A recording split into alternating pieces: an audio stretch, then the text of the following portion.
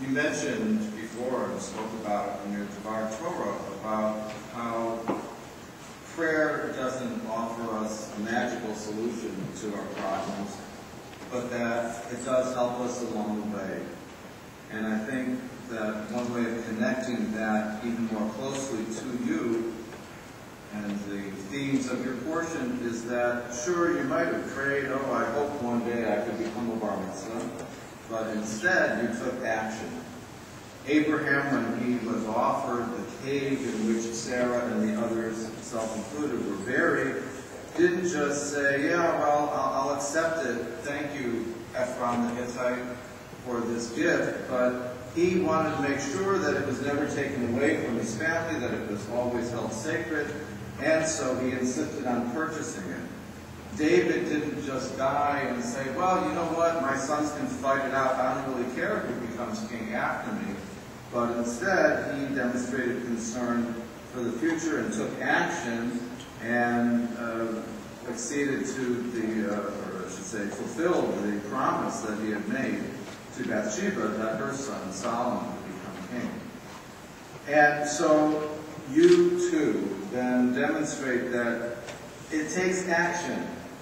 We can pray for peace, but we have to listen to the words that we sing all the time. Oseh Shalom. We pray to God, the maker of peace, the inspiration that we get for making peace happen. Peace is not a passive thing where you just sit back and watch it. Peace has to be made and maintained.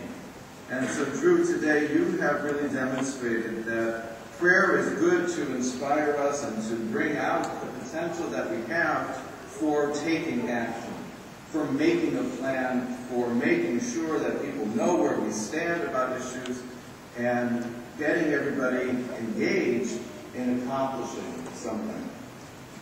And that's what being an adult is really about.